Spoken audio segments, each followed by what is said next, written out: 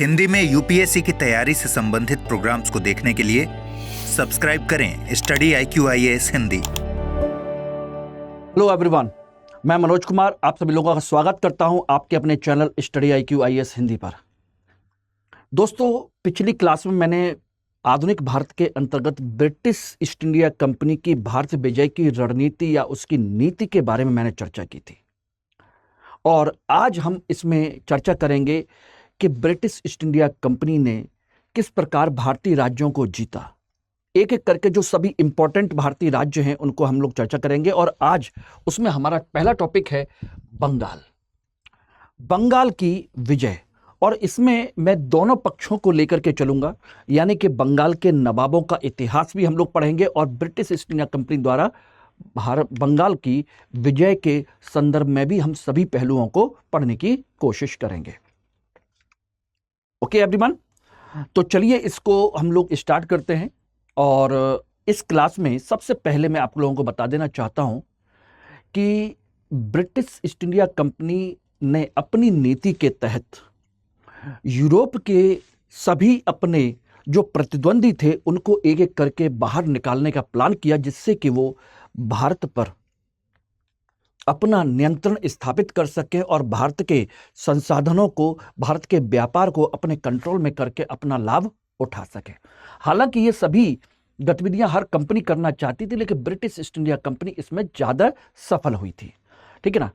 तो ये कंसेप्ट था ब्रिटिश ईस्ट इंडिया कंपनी का। जो एक कंसेप्ट देखा जाए तो दक्षिण भारत में उसका एक मद्रास का क्षेत्र था और दूसरा बंबई में।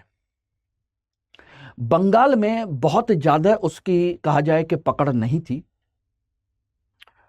हालांकि उसकी 1651 के आसपास में ही यहां पर पहली फैक्ट्री स्थापित हो गई थी। 1651 में जब यहां का गवर्नर शाह शुजा था, उसकी अनुमति से बंगाल में पहली फैक्ट्री खोल ली थी।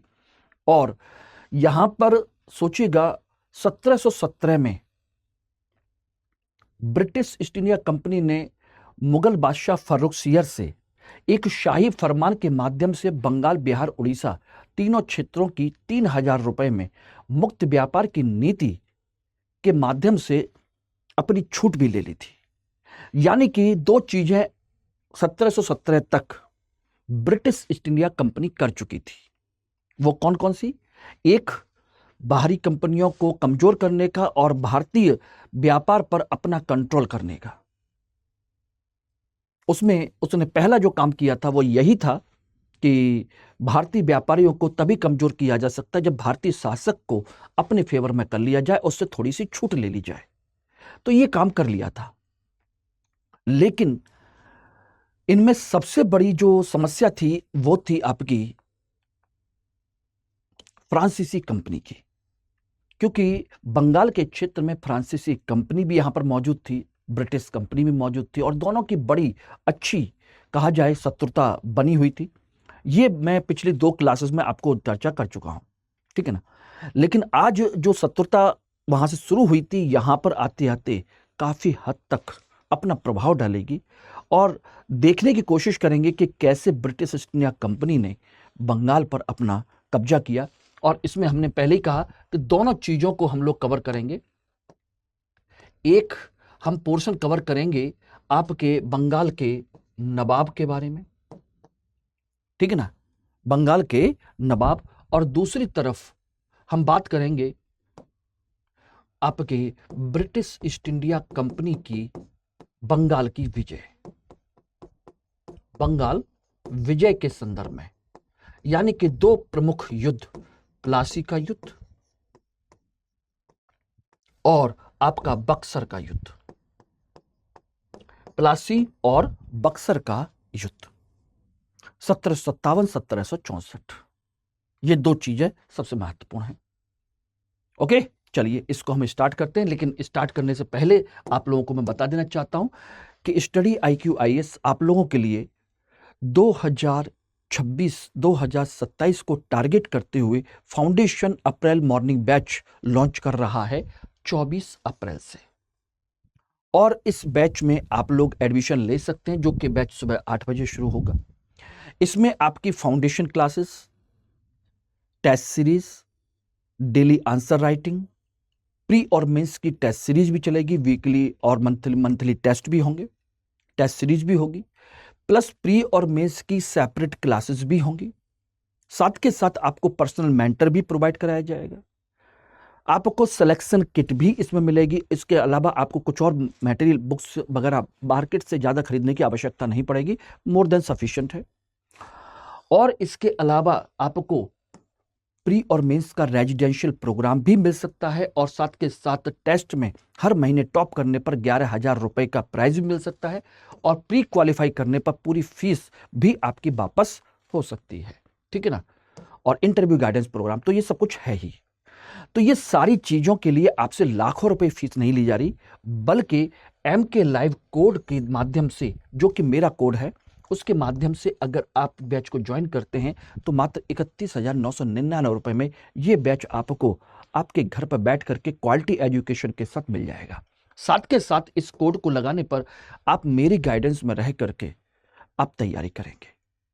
अगर आप चाहते हैं कि मेरी गाइडेंस में रहना और तैयारी करना सिस्टमेटिक तरीके से, क्योंकि आधे अधूरे तरीके से कभी भी कोई भी सफलता हासिल नहीं होती, ये बात आप भी अच्छे से जानते हैं और मैं भी अच्छे से जानता हूं। इसलिए एक कोच, एक मेंटर, एक गाइड का होना बहुत जरूरी है, जो आपको सही दिशा दिखा सके, आपके साथ वर्क कर सके, आपके साथ मेहनत कर सके और आपको वहां तक ले जा सके जहां तक आप जाना चाहते हैं। तो आप फटाफट बैच को ज्वाइन करिए, MK लाइव कोड यूज कीजिए और मेरे साथ जुड़िए। और इसमें मैं हिस्ट्री और इकोनॉमी आपके साथ में डिस्कस करने जा रहा हूं, और ये बैच इकोनॉमी से ही स्टार्ट होगा। ओके, चलिए, और ध्यान रखिएगा, MK लाइव कोड डालना मत भूलिएगा। ये मेरा टेलीग्राम नंबर है, टेलीग्राम लिंक है, ये टेलीग्राम का बार कोड है, जिससे आप लोग कनेक्ट हो सकते हैं, मुझसे कांटेक्ट कर सकते हैं। साथ के साथ इस क्लास की PPT भी आपको यही मिलेगी, ठीक है ना। ये इंस्टाग्राम है, ये मेरी मेल ID है और कॉन्टैक्ट डिटेल है। टेलीग्राम व्हाट्सएप नंबर है, जिस पर आप कांटेक्ट कर सकते हैं, टेलीग्राम कर सकते हैं, व्हाट्सएप कर सकते हैं, लेकिन कॉल का ऑप्शन इसमें नहीं है। इसलिए इस बात को ध्यान रखिएगा, और ये इसीलिए दिया जा रहा है कि आपको कोई प्रॉब्लम हो तो आप मुझसे कनेक्ट हो सके। ओके, चलिए हम लोग स्टार्ट करते हैं। सबसे पहले हम बात करते हैं बंगाल के नवाब के बारे में। नवाब, बंगाल के नवाब। नवाब एक तरीके से देखा जाए तो वहां के गवर्नर भी कह सकते हो और वहां का शासक भी कह सकते हो। और ये आपका पहला क्वेश्चन तो ये बन सकता है, जो इंपॉर्टेंट नवाब आपके दे रखे हैं उनका एक सीक्वेंस हो सकता है कि प्रारंभिक परीक्षा में आपसे यही क्वेश्चन पूछ लिया जाए, इनमें से 4 नवाब को दे करके कि इनका कालक्रम के अनुसार सही निर्धारण कर दीजिए। तो ये भी आपका हो सकता है। या दूसरा इंपॉर्टेंट क्वेश्चन हो सकता है कि इनके समय की प्रमुख घटनाएं कौन कौन सी हैं, उनको मैचिंग कर दीजिए, या मैचिंग में है तो कौन कौन सी सही मैचिंग है, ये आपसे पूछा जा सकता है। इसलिए मैं इस टॉपिक को भी डिस्कस करना चाह रहा था। ओके, तो ये इंपॉर्टेंट पोर्शन है, जिसको हम लोग एक एक करके देखने की कोशिश करते हैं, समझने की कोशिश करते हैं कि क्या क्या है इसमें। देखिए, सबसे पहले हम बात करते हैं मुर्शिद कुली खां, भारत आपके बंगाल का पहला नवाब। बंगाल का ही नहीं बल्कि बंगाल, बिहार, उड़ीसा, पूरे उस क्षेत्र का, आज के समय में जो बांग्लादेश है, बंगाल है आपका, पश्चिम बंगाल, प्लस उड़ीसा है, झारखंड है, बिहार है, और कुछ आसाम का हिस्सा भी है। ये सभी का सभी पूरा क्षेत्र बंगाल के राज्य में आता था। यहां का मुगल गवर्नर शासक हुआ करता था, लेकिन समय के साथ चीजें बदली, सब कुछ हुआ। तो सबसे पहले ध्यान रखिएगा, सन 1700 में इससे मुर्शिद कुली खां को इसका दीवान बनाया गया, दीवान बनाया। पहला पॉइंट, दीवान का मतलब है कि उसे वहां का एक तरीके से वित्त अधिकारी बना दिया गया, जो टैक्स कलेक्शन करके सारी चीजें करता है, ठीक है ना। ये कंडीशन हो गई, लेकिन कंडीशन ये भी हुई कि दीवान तो बना दिया गया, लेकिन वहां का जो गवर्नर था, औरंगजेब का बेटा, बल्कि पोता का, ये अजीमुशान, उसकी वजह से मुर्शिद कुली खां के कुछ कहा जाए मतभेद शुरू हो गए। इसी वजह से इसने अपनी एक नई राजधानी बनाई थी, ध्यान रखना, नई राजधानी बनाई, और ढाका से हटाकर कौन सी, मुर्शिदाबाद, इस राजधानी में अपने आप को शिफ्ट कर लिया, जिससे कि वहां के गवर्नर से इनका ज्यादा मतभेद ना हो, प्रॉब्लम ना हो, ठीक है ना।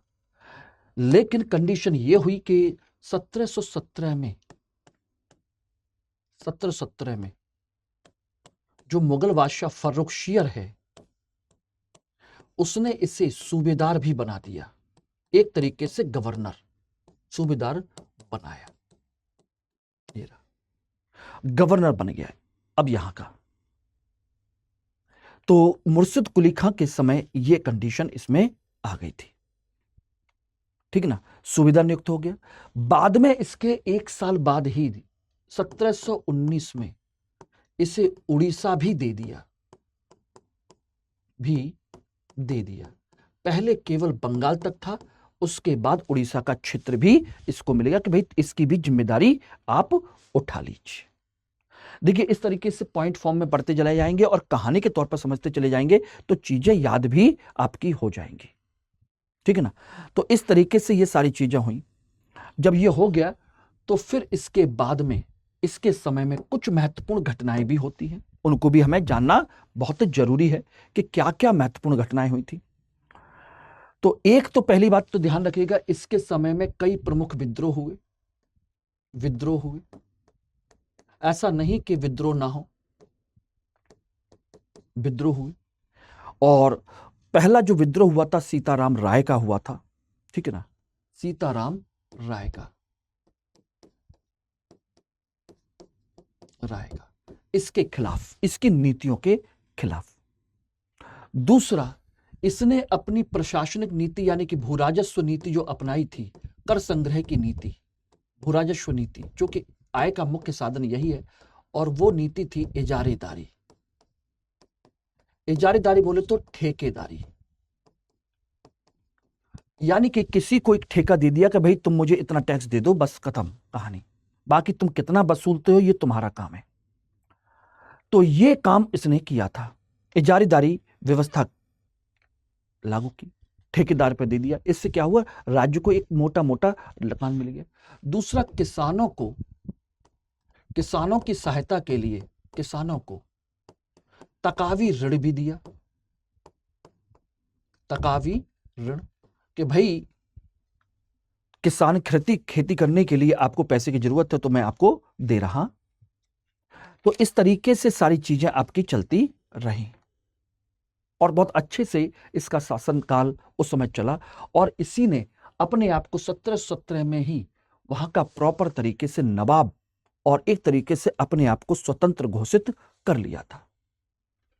यानी कि मुगल बादशाह के ज्यादा अधीन नहीं रहता था, बोले कि अपना शासन खुद चलाता था। मुगल बादशाह को केवल वार्षिक नजराना देता था, बस बोले कि तुम्हारा नाम चलता रहेगा, बाकी सारा काम मैं खुद करूंगा। No interfere of Mughal emperor in the administration of Bengal, कोई इंटरफियर नहीं था। तो ये एक कंसेप्ट इसके समय में आता है।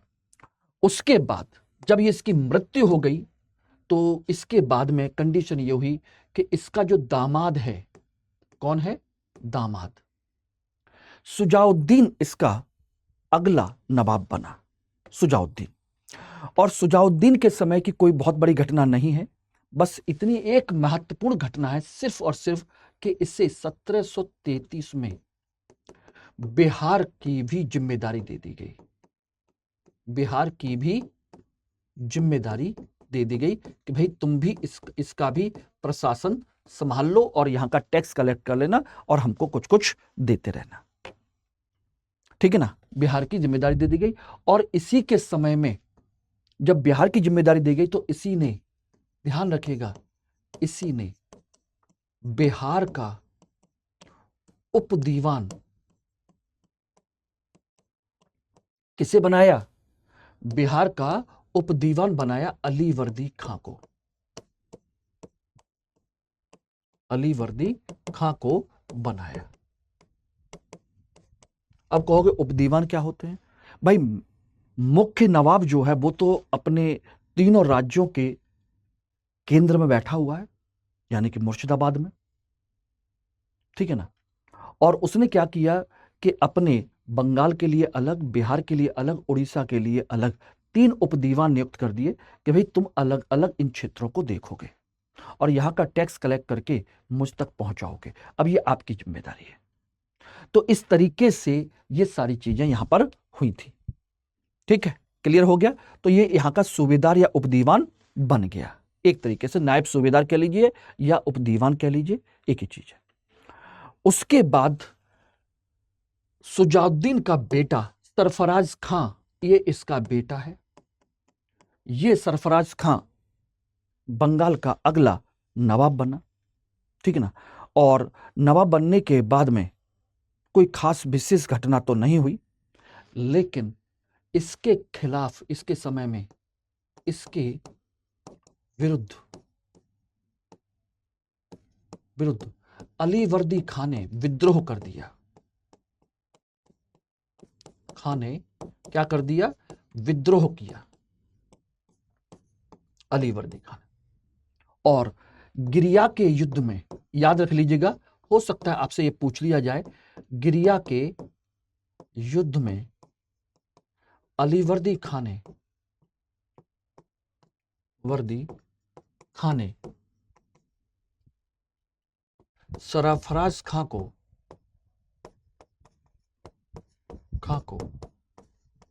हरा कर मार डाला, ठीक है ना। लेकिन ये वो सरफराज नहीं है पाकिस्तान वाला, ठीक है ना, जो जग्गू को धोखा देता है, जिसके लिए हमारे जो प्रमुख बाबा जी हैं कहते हैं कि सरफराज तो तुमको धोखा देगा, ठीक है ना। तो ये वो सरफराज नहीं है, ये बेसिकली सुजाउद्दीन का बेटा है। ओके एवरीबॉडी, तो कभी कभी हंस बोल भी लिया करो। हालांकि मेरी क्लास में हंसने बोलने का कंसेप्ट बहुत कम रहता है, मैं मोस्टली पढ़ाना पसंद करता हूं, क्योंकि उसका कारण है कि मैं जानता हूं आपके पास समय की बहुत कमी है और मैं आपका समय वेस्ट करना नहीं चाहता। मैं चाहता हूं समय की कद्र करो और जो लक्ष्य अपना लेकर के चले हो उसको हासिल करो, ठीक है ना, ध्यान रखिएगा। तो उसके बाद कंडीशन आती है अलीवर्दी खां की। तो अगला गवर्नर बनता है, आपका नवाब बनता है अलीवर्दी खां, ठीक है ना।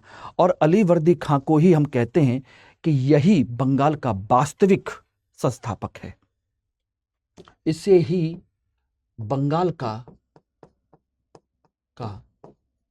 वास्तविक संस्थापक कहते हैं, वास्तविक संस्थापक मानते हैं, माना जाता है।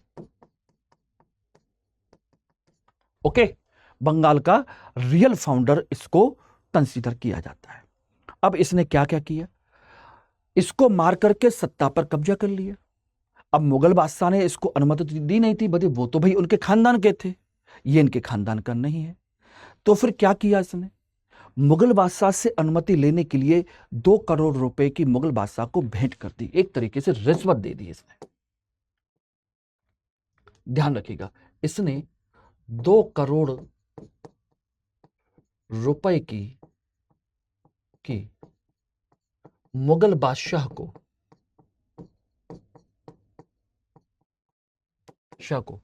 भेंट दी, यानी कि एक प्रकार की रिश्वत। किसके लिए? मान्यता के लिए, कि मुझे बंगाल का नवाब कंसीडर कर लिया जाए, ठीक है ना। और इसने ये भी कहा कि मैं आपको हर महीने रकम भेजता रहूंगा, सारी चीजें करता रहूंगा। ये सारा काम उसने किया, नजराना भेजा। लेकिन और जैसे ही सोचिए मुगल बादशाह ने इसको कंसीडर कर लिया कि चलो ठीक है भाई तुम ही बने रहना, उसके बाद इसने अगले 16 सालों तक कभी भी मुगल बादशाह को 1 रुपया नहीं भेजा, नेवर, कभी नहीं भेजा उसने। यह इसके समय की एक महत्वपूर्ण घटना है। दूसरा, इसके समय में एक चीज और भी है इसके समय में मराठों ने आक्रमण किया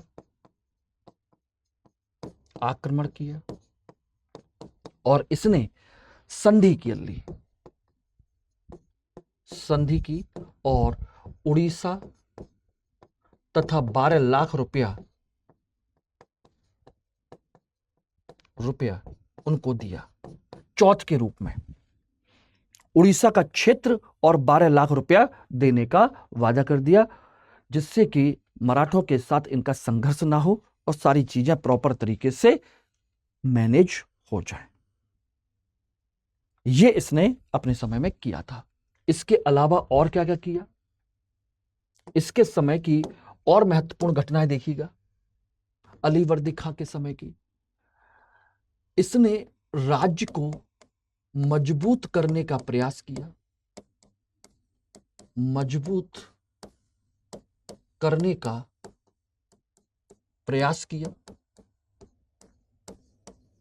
राज्य को मजबूत करने का, ठीक है ना। दूसरा, प्रशासन में योग्यता के आधार पर नियुक्ति का प्रावधान किया,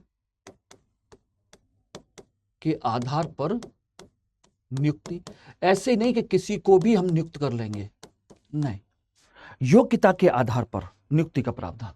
इसने कर प्रणाली में भी सुधार का प्रयास किया, कर प्रणाली में सुधार का प्रयास।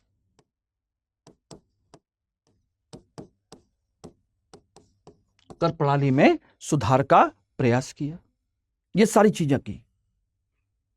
अब ऐसा क्यों किया, क्योंकि इसके समय तक, इसका जो समय है टाइम पीरियड है 1740 से लेकर 56 का है। इसका मतलब है कि आपके यूरोपीय कंपनियों को इस क्षेत्र में आए हुए लगभग 100 साल हो चुके हैं। लगभग 1651 में पहली फैक्ट्री खुली थी हुगली, और उसके बाद लगभग 100 साल होने वाले हैं या हो चुके हैं। और इतने समय में बहुत सारी कंपनियां आ चुकी हैं, और वो सब के सब किस लिए आई हैं, आपका माल खरीदने और यूरोप में बेचने के लिए। बस ये है कि उन्हें आपसे सस्ता माल चाहिए और अपने व्यापारिक प्रतिद्वंदियों को हटाना है उनको। तो ये एक बहुत बड़ा कारण था, कंसेप्ट था कि वो इस क्षेत्र को मजबूत करने का प्रयास क्यों कर रहा था, और क्यों उसने मुगल बादशाह को अगले 16 साल तक कोई टैक्स नहीं दिया, ठीक है ना। इसी पीरियड में उसने, सोचिएगा, कंपनियों का महत्व को समझा, कंपनियों के महत्व को समझा।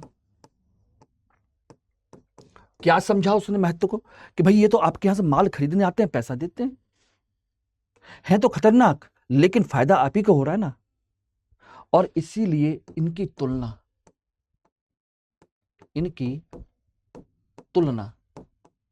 मधुमक्खी के छत्ते से की।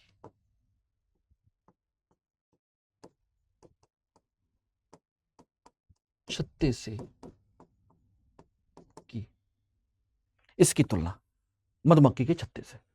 मधुमक्खी जानते हो, अच्छे से जानते हैं कि मधुमक्खी शहद भी देती है और उसमें अंदर डंक भी होते हैं। तो उसने कहा था कि यूरोपीय मधुमक्खी के छत्ते की तरह हैं, इन्हें प्यार से पाल पोस करके रखोगे तो शहद देंगे, अगर छेड़ोगे तो काट काट करके मार डालेंगे। इसलिए इसने अपने राज्य को मजबूत करने का प्रयास किया और कंपनियों के साथ में अच्छे से व्यवहार करने की कोशिश की, क्योंकि भैया पैसा आ रहा है, वो आपका माल खरीद के लेके जा रहे हैं, अपने यहां से आया हुआ पैसा आपको देके जा रहे हैं, किसको बुरा लगेगा। और यही वजह है कि वो शक्तिशाली होते जा रहे हैं। अब यहां पर एक समस्या जो खड़ी हुई थी वो ये थी, इसकी उत्तराधिकार की समस्या। उत्तराधिकार की समस्या कि भाई इसके बाद अगला नवाब कौन बनेगा। इसके कोई बेटा नहीं था, बल्कि इसकी 3 बेटियां थी।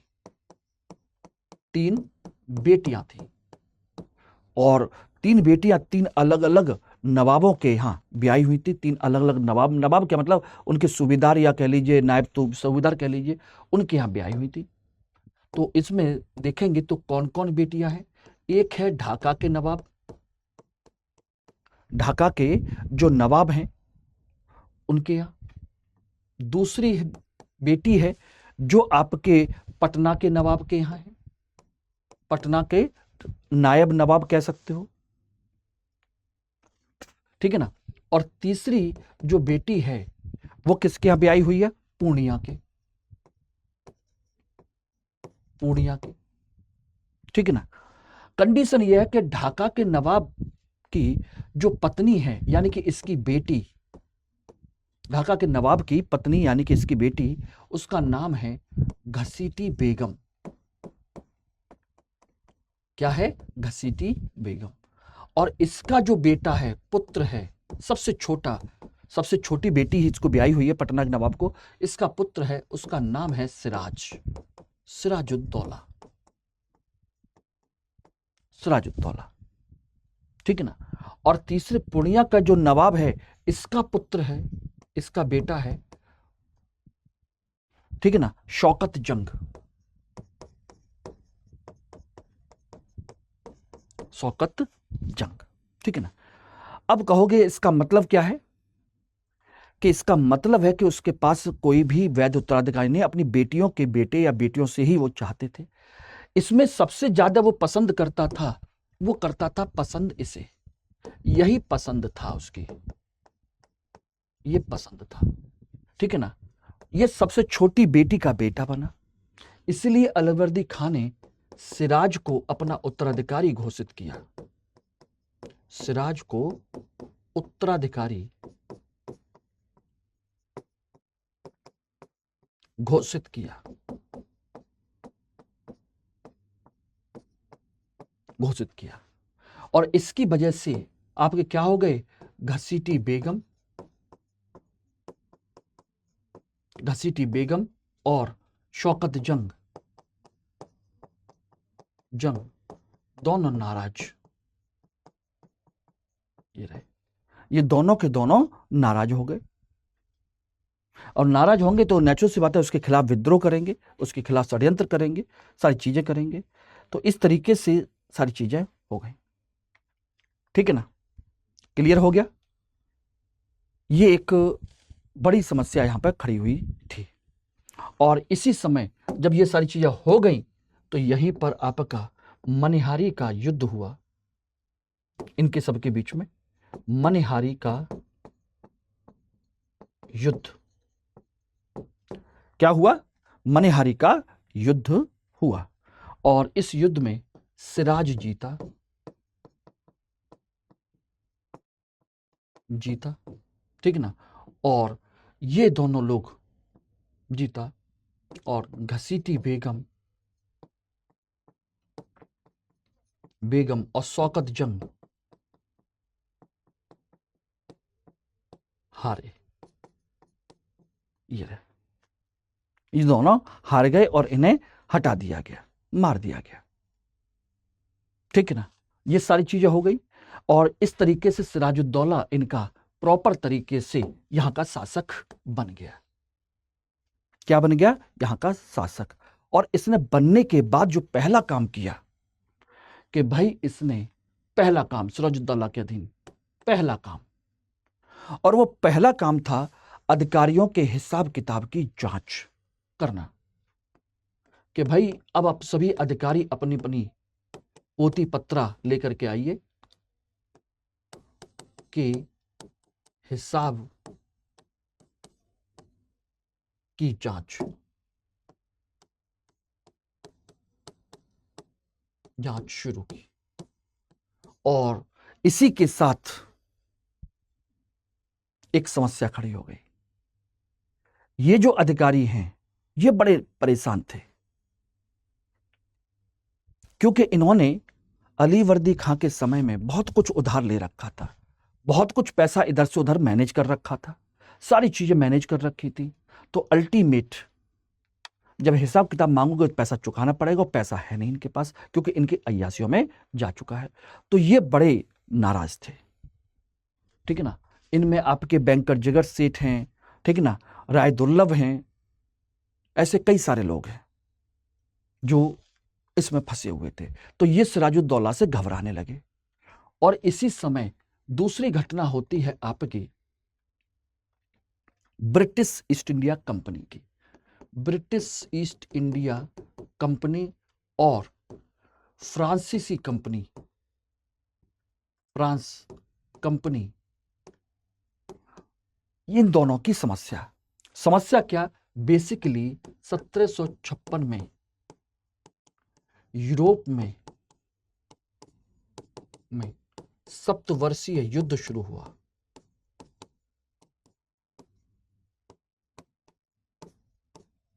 सप्तवर्षीय युद्ध यानी कि एंग्लो कर्नाटक वार का तीसरा चरण, 56 से लेकर के 63 तक। और जब सप्तवर्षीय युद्ध शुरू हुआ तो इन्होंने क्या किया? दोनों कंपनियों ने अपनी फैक्ट्रियों तथा जो इनके निवास हैं उनकी किलेबंदी शुरू कर दी। किलेबंदी शुरू और संघर्ष भी शुरू हो गया। अपनी अपनी बस्ती की किलेबंदी शुरू कर दी। अब इस किलेबंदी के खिलाफ ध्यान रखना, इसके विरुद्ध सिराज ने कदम उठाने की धमकी दी।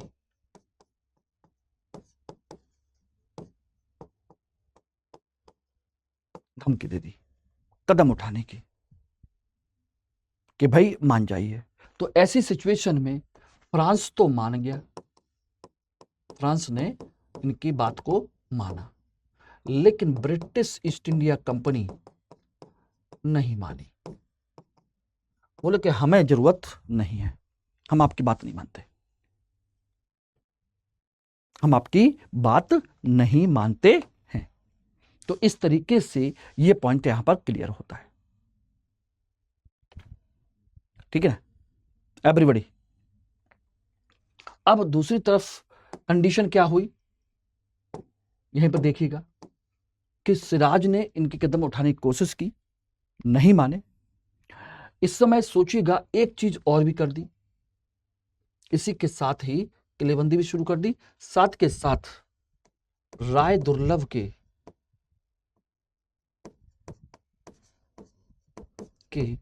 पुत्र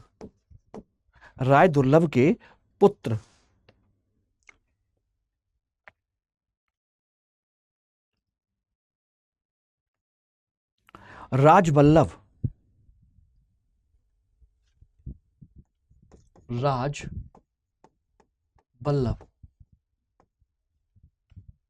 को संरक्षण दिया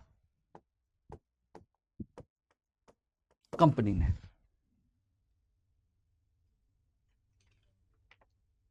ठीक है ना? इस तरीके से सारी चीजें हो गई। तो इसके बदले में सिराजुद्दौला ने क्या किया? इसका विरोध किया। और जब ये नहीं माने तो फिर क्या किया जाए?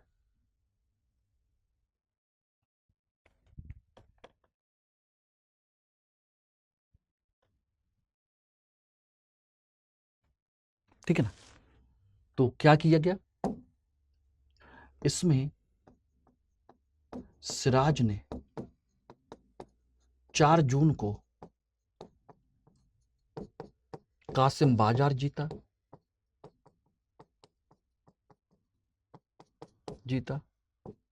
5 जून को कलकत्ता जीता। 5 जून को कलकत्ता पर कब्जा कर लिया। सॉरी 5 जून को, 15 जून को, ये अगले दिन नहीं, कलकत्ता के लिए 8-10 दिन तो लगते ही हैं वहां तक आने जाने में। तो ये सारी महत्वपूर्ण घटनाएं उसके समय में हो गई। ठीक है ना? और जब ये कलकत्ता को जीत लिया तब आप समझ लीजिएगा यहां पर जो अधिकारी थे, यहां के अधिकारी, ठीक ना, अधिकारी कौन थे? गवर्नर ड्रेक और सेनापति गवर्नर ड्रेक और सेनापति मिनीचिन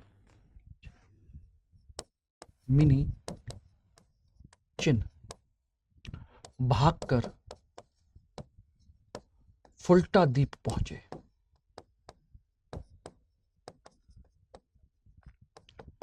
फुल्टा द्वीप पहुंचे और फुल्टा द्वीप में महामारी मलेरिया फैला हुआ था। सबके सब बीमार हो गए, सारी चीजें हो गई। तो ये एक घटना इस समय हम लोग देखते हैं। और इसी के समय में एक चीज और भी होती है, वो मैं बता देता हूं। फुल्टा द्वीप पहुंचे और वहीं पर इसी समय हॉलवेल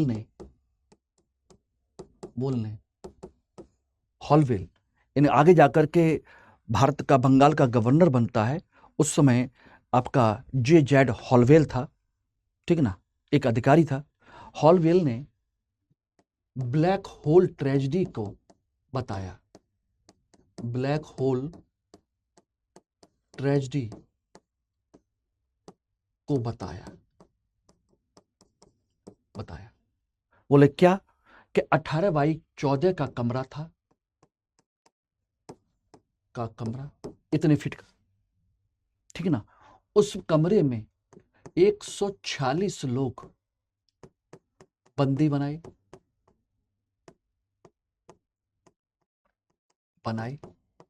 और रात भर उनको रखा और उनमें से 123 मारे गए। मात्र 23 बच गए थे, जिनमें हॉलवेल भी था। तो ये घटना उस समय की बताई जाती है कि ऐसा हुआ था, लेकिन इसका प्रूफ कहीं और नहीं मिलता।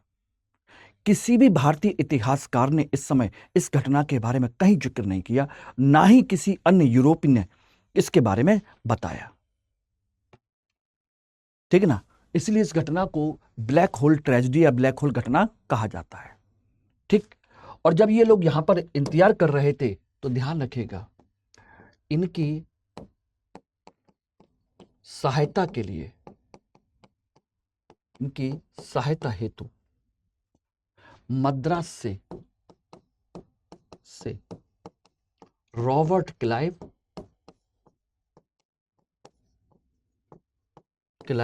तथा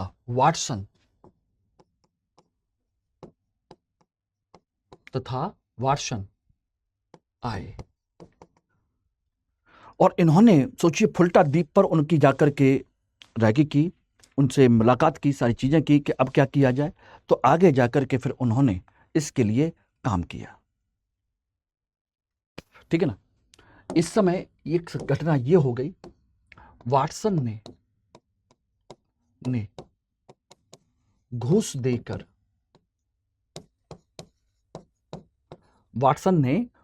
देकर कलकत्ता के अधिकारी मानिक चंद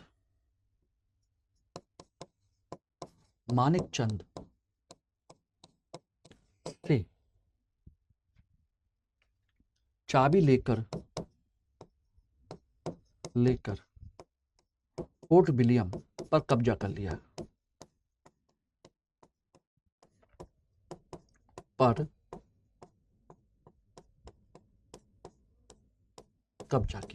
ये रहा। तो फोर्ट विलियम पर इनका कब्जा हो गया, यानी कलकत्ता पर कब्जा हो गया, ठीक है ना। ये कंडीशन हुई और इसके बाद में स्थिति ये हो गई,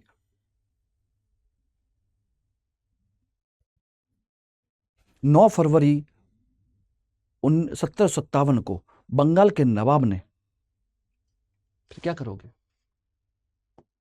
जब ये हो गया, तो 9 फरवरी 1757 को इन दोनों के बीच में अलीनगर की संधि होती है।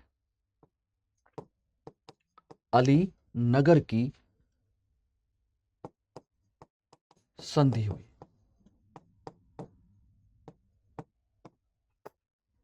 अब बताइए, तो इसमें कोई पॉइंट, कोई कंटेंट, कोई फैक्ट छूट रहा है? किसी भी तरह का कोई चीज छूट रही हो तो बताइए। नहीं ना। तो ये एक कंसेप्ट आपका यहां पर आपका शुरू हो गया, सारी चीजें हो गई, ठीक है ना, ये ध्यान रखिएगा। और यहीं पर फिर जब ये अलीनगर की संधि हो गई तो अलीनगर की संधि में क्या क्या चीजें हो गई, इसके अंतर्गत जो प्रावधान किया गया उसको आप देख लीजिएगा। अलीनगर की संधि का पहला, कलकत्ता पर उनका अधिकार मान लिया गया, ठीक है ना, एक तरीके से कंपनी को किलेबंदी का अधिकार मिला, किलेबंदी का अधिकार मिला, ठीक है ना। दूसरा, कंपनी को सिक्के ढालने का अधिकार मिला, सिक्के ढालने का अधिकार मिला कि भाई यहां से हम क्या करेंगे, सिक्के अपने चलाएंगे, हमारे सिक्के यहां पर चलाए जाएंगे, कुल मिलाकर के। तो ये एक कंडीशन यहां पर क्रिएट होती है। लेकिन एक चीज तो कंफर्म हो गई थी, सिराज अंग्रेजों से दुखी था, परेशान था, और अंग्रेज सिराज से भी कहीं ना कहीं परेशान थे, और दोनों एक जानते थे कि भाई दोनों एक दूसरे के हितधारी नहीं हो सकते। इसीलिए क्या हुआ, 23 जून 1757 को प्लासी का युद्ध की घटना पृष्ठभूमि बनना शुरू हो गई, और स्थिति यह होती है कि क्लाइव और वाटसन ने, क्लाइव तथा वाटसन ने एक षड्यंत्र रचा, और इस षड्यंत्र में उन सभी लोगों को अपनी तरफ शामिल करने की कोशिश की जो सिराज से नाराज थे, और उनको लालच दिया। इसमें षड्यंत्र में शामिल हैं क्लाइव वाटसन तो है ही है, सेनापति मीर जाफर, सेनापति मीर जाफर है, ठीक है ना, दीवान राय दुर्लभ है, दीवान राय दुर्लभ, क्योंकि इन लोगों से सबसे हिसाब मांगा गया। दीवान यार लतीफ है, लतीफ, ठीक है ना, वो है। बैंकर, एक बैंकर है, बैंकर जगत सेठ है, इसका सही नाम था फतेह चंद, ठीक है ना। एक व्यापारी है अमीर चंद, अमीर चंद, ठीक है ना। इतने सारे लोग हैं, और आपको बता दें कि क्लाइव ने 2 षड्यंत्र का प्लान किया था। एक षड्यंत्र जिसमें अमीर चंद को दिखाया कुछ और गया और संधि कुछ और हुई थी। एक षड्यंत्र ऐसा जिसमें वाटसन को दिखाया कुछ और गया और संधि कुछ और हुई। यानी इसमें बेसिकली क्लाइव के इस षड्यंत्र को वाटसन लागू करना नहीं चाहता था, वाटसन किसी भी चीज में इन्वॉल्व नहीं होना चाहता था, वो धोखा नहीं देना चाहता था, लेकिन क्लाइव किसी भी सूरत में उनको धोखा दे करके बंगाल पर कहीं ना कहीं अपना कंट्रोल बढ़ाना चाहता था।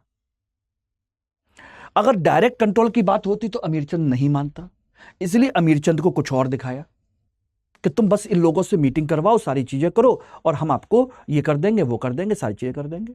तो एक तरीके से बिचौलिया ये बना, बाकी सब ये हो गए। इसमें सेनापति मीर जाफर से कहा गया कि हम एक काम करते हैं, इसको एक मैदान में ले आओ, युद्ध करते हैं, और उसके बाद इसको हरा करके तुमको हम नवाब बना देंगे। और इस तरीके से सारी चीजें होती चली गई, सभी इसमें फंस गए, सभी के सभी। यह एक प्रकार का वो था, कैसे हैं, षड्यंत्र, ठीक है ना। ये सारी चीजें हो गई, ठीक है। और इस तरीके से 23 जून 1757 को प्लासी का युद्ध आयोजित किया गया। और ये प्लासी कहां है, भागीरथी नदी के किनारे बंगाल में है। ये जो है भागीरथी नदी के किनारे है, के किनारे है, ठीक है ना। स्वर्ण रेखा नदी की सहायक नदी है, भागीरथी नदी है, ठीक है ना। उसके किनारे पर एक आम का बाग है और इसमें सोचिएगा कुल मिलाकर के 2 तरह की सेना इसमें शामिल हुई। और कौन कौन? एक तरफ ब्रिटिश ईस्ट इंडिया कंपनी की सेना और दूसरी तरफ सिराज की सेना। सिराज की सेना लाखों की सेना थी और इनकी मिलाकर के सोचिएगा मुश्किल से इसमें 2100 भारतीय सैनिक थे और 100 यूरोपीय तोपची थे। टोटल 3000 के आसपास की कुल मिलाकर के सेना थी, लगभग 2 से 3000। कहते हैं इसके पास 2 से लेकर के 3000 की सेना थी और 3000 में भी 200 से 2000 से ज्यादा भारतीय सैनिक थे। सिराज की सेना बहुत विशाल थी, बहुत विशाल, लाखों 50,000 से ऊपर की सेना थी। इसकी सेना थी लगभग 50,000 से ऊपर, 50,000 प्लस। सिराजुद्दौला बाद में आया, सेना आमने सामने आ गई तो देखा कि अरे 2-3 हजार लोग हैं, इनको तो अभी निपटा देते हैं। मीर जाफर ने कहा कि आप नवाब साहब आप पहुंचिए घर, हम इनको अभी 1 घंटे में 2 घंटे में निपटा करके आ रहे हैं, ठीक है ना, हम आ रहे हैं, टेंशन मत लीजिए। तो बेचारा सिराज चला गया और सिराज चला गया और जैसे ही सेना में इन्होंने खबर भिजवा दी कि भाई मुगल बादशाह वो सॉरी आपका नवाब तो भाग गया। सेना अफरी तफरी में आ गई, क्या करे, सेना भाग छूटी। बाकी सोचिए 2-3 हजार लोगों बाकी सबको निपटा लिया। यानी कि सिराज की तरफ से केवल मीर मदान और मोहन लाल लड़े, बाकी सभी ने धोखा दिया इनको, बाकी सभी ने एक तरफ से धोखा दिया। आगे जाकर के सिराज को इसे मीर जाफर के बेटे, जाफर के पुत्र मीरन ने मोहम्मद बेग के माध्यम से, बेग के द्वारा उसकी हत्या करवा दी। यानी कि उसको महल तक नहीं पहुंचने दिया, रास्ते में पकड़ लिया गया और पकड़ करके उसकी हत्या कर दी गई। सोचिए केवल 500 सैनिक बने, मरे, बाकी सब ऐसे ही, और वो भी बंगाल के अपने। अंग्रेजों की तरफ से केवल 23 सैनिक मारे गए और लगभग 50 के आसपास जख्मी हुए थे और कुछ भी नहीं था। और इस तरीके से षड्यंत्र के माध्यम से प्लासी का युद्ध जीत लिया गया, ठीक है ना। तो किसने जीता इस युद्ध को? अब आप समझ सकते हो किसने जीता, ठीक है ना, ध्यान रखिएगा। तो इस तरीके से इसमें ब्रिटिश ईस्ट इंडिया कंपनी ने जीता, इसे ब्रिटिश ईस्ट इंडिया कंपनी ने जीत लिया, लेकिन षड्यंत्र से। यह कोई युद्ध नहीं था, यह एक षड्यंत्र था, ठीक है ना। क्या था? षड्यंत्र, बस इसको ध्यान रखिएगा। तो ये सारी चीजें यहां पर हुई। अब बात आती है कि इसके बदले में हुआ क्या, किस तरीके से हुआ, वो भी मैं बता देता हूं। इसके बाद देखेंगे तो बदले में मीर जाफर नवाब बना, ठीक है ना। मीर जाफर नवाब बना और नवाब बनने के बाद में इसने कंपनी को अनेक उपहार दिए, अनेक उपहार दिए, ठीक है ना। ये रहा, और अनेक उपहार देकर के इनमें सबसे महत्वपूर्ण उपहार था क्लाइव को 24 परगना की जागीर दी गई, जागीर, 24 परगना की जागीर दी गई। ठीक है ना। अब 24 परगना की जागीर मिली तो वहां का पूरा रेवेन्यू क्लाइव के पास आ गया, पूरा का पूरा। ठीक है ना। साथ के साथ क्लाइव को 2,34,000 रुपया भी मिला। इतना पैसा, ठीक है ना। ठीक। इसके अलावा दूसरा 50 लाख रुपया उस समय में सेना को मिला। सेना अर्थात कंपनी को मिला। यही तो कंपनी चाहती थी कि हम किसी भी तरीके से यहां से सारी चीजें हों। और यहीं से एक चीज और भी मिली कि निजी व्यापार भी, ब्रिटिश ईस्ट इंडिया कंपनी का निजी व्यापार भी चुंगी मुक्त कर दिया गया, चुंगी मुक्त किया गया। ये रहा कि इनको अब चुंगी देने की आवश्यकता नहीं है। और इस तरीके से सोचिएगा कितना बड़ा धोखा दिया गया।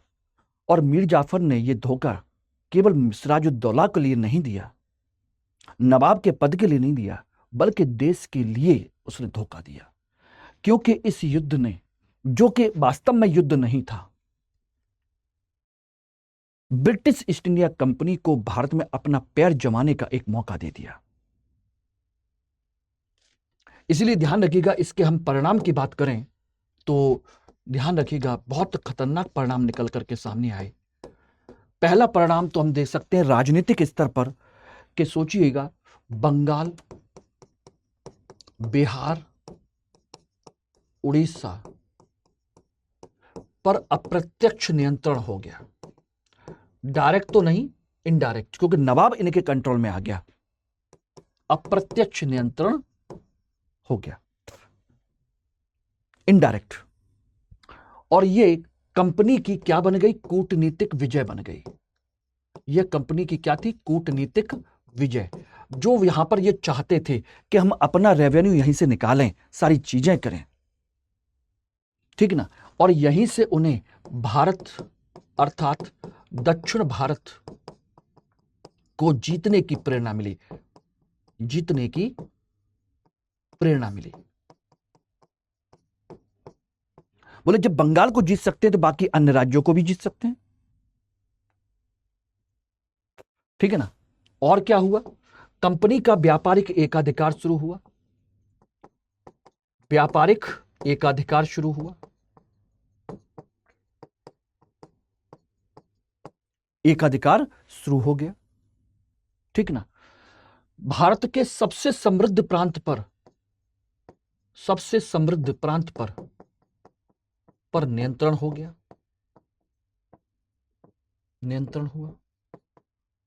भारत का जो सबसे समृद्ध प्रांत है, और यहीं से भारत का शोषण तथा धन का निष्कासन शुरू हो गया। अब धन का निष्कासन कैसे शुरू हो गया? कैसे शुरू हो गया? क्योंकि अब इन्होंने वहां से पैसा लाना बंद कर दिया और बाहर से ही वो पैसा इकट्ठा कर रहे हैं, चाहे उपहार में, चाहे राजस्व में, या किसी ना किसी तरीके से वो पैसे को इकट्ठा कर रहे हैं। पैसा इकट्ठा करके क्या कर रहे हैं? उसी पैसे से सामान खरीद रहे हैं, और सामान खरीद करके यूरोप में बेच रहे हैं, और पूरा पैसा और सामान का सारा खर्चा वर्चा सब वहीं छोड़ के आ रहे हैं, लेके कुछ नहीं आ रहे। यानी कि इसके बाद उन्होंने वहां से लाना बंद कर दिया। यह कंडीशन थी, ठीक है ना। तो इस तरीके से भारत के दुष्परिणाम की शुरुआत हुई। भारत की तरफ जो सोना आ रहा था, भारत की तरफ जो पैसा आ रहा था, भारत का जो विकास हो रहा था, वो विकास रुकना शुरू हुआ। लोग कहते हैं जदुनाथ सरकार ने कहा था कि 1757 से आपका आधुनिक युग शुरू हुआ। हम कहते हैं कि यहां से भारत की दुर्दशा की शुरुआत हुई। बेशक आधुनिक मूल्य भारत में आ गए हों, लेकिन भारत की दुर्दशा की कहानी यहां से शुरू होती है। ओके, बात क्लियर? तो ये एक कंसेप्ट है जिसको हमको समझना है। अगली क्लास में हम लोग बात करेंगे बक्सर का युद्ध, द्वैध शासन और उसका पूरा परिणाम, भारतीय अर्थव्यवस्था, भारतीय इतिहास पर इन सब चीज़ों का क्या परिणाम हुआ, किस तरीके से हुआ, वो सारी चीज़ें हम एक साथ पढ़ेंगे कि किस किस तरीके से द्वैध शासन वगैरह, बक्सर का युद्ध वगैरह सब कुछ। क्योंकि जल्दबाजी में कोई चीज़ें खत्म नहीं करना चाहते, बल्कि चाहते हैं कि एक एक चीज़ को अच्छे तरीके से कवर करो, प्रॉपर तरीके से, कोई पॉइंट ना छूटे आपका। और इस पैटर्न पर अगर आप चलोगे तो मैं डेफिनेटली आपको बता रहा हूं कि आपको अच्छे खासा इतिहास वैकल्पिक विषय में मार्क्स भी आएंगे। और जितना फैक्ट इसमें पढ़ा है उसका 50% भी आपको ऑप्शनल में नहीं पढ़ना। ऑप्शनल में केवल पढ़ा जाएगा क्या? प्लासी के युद्ध के परिणाम। बाकी इसके पहले की कोई भी कहानी आपको ऑप्शनल में नहीं पढ़नी। और बक्सर के युद्ध का कारण और उसके परिणाम, द्वैध शासन की विशेषता, ये 3 टॉपिक। बाकी कोई फैक्चुअल टॉपिक आपके ऑप्शनल में नहीं आता, बस। और उतना मैं यहां पढ़ा रहा हूं, जीएस में भी पढ़ते हैं, बस उसको सही ढंग से लिखने की कला आपको आनी चाहिए। और यही वजह है कि इतिहास आपको 300+ नंबर आराम से इसी वजह से दे सकता है, यानी कि 60% से ज्यादा इसमें मार्क्स देने की कैपेसिटी है। और अब तक के सभी टॉपर, मैक्सिमम 95% हिंदी माध्यम के टॉपर का ऑप्शनल सब्जेक्ट इतिहास रहा है। कारण उसमें कैपेसिटी है। अगर आप चाहते हो अपनी सीट को सुरक्षित करना, अपने आप को सुरक्षित करना, तो डेफिनेटली इस बैच को 30 अप्रैल से नया बैच शुरू हो रहा है दोपहर में 1 बजे मेरे साथ। तो आप जरूर इस बैच को ज्वाइन करिए और MK लाइव कोड के माध्यम से इसे 14,999 रुपए में लेकर के अपनी सिलेक्शन को सिक्योर कीजिए। मैं एश्योर करता हूं कि आपको बहुत कुछ फायदा मिलेगा, बहुत कुछ। ठीक है ना? चलिए, thank you very much. Hindi में यूपीएससी की तैयारी से संबंधित प्रोग्राम्स को देखने के लिए सब्सक्राइब करें स्टडी IQ IAS हिंदी।